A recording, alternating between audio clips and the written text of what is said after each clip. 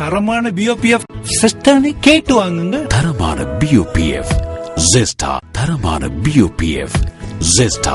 தேநீரின் உன்னத கிளை.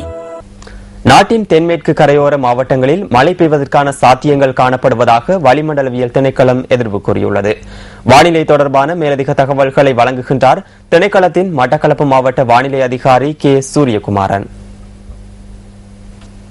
தென்மேற்கு பருவப்பேச்சு காற்றின் ஓட்டம் காரணமாக தென்மேற்கு கரையோர மாவட்டங்களில் மழை காணப்படும். முக்கியமாக புத்தளம் முதல் மாத்தறை வரையான கரையோர பிரதேசங்களில் மழை அல்லது கூடிய மழை காணப்படும். மத்திய மேற்கு தெற்கு சப்தகமோ மாகாணங்களில் மழை காணப்படும். பிற்பகல் அல்லது மாலை வேளைகளில் கிழக்கு ஊவா வடமத்திய மாகாணங்களில் இடியுடன் கூடிய மழை காணப்படும்.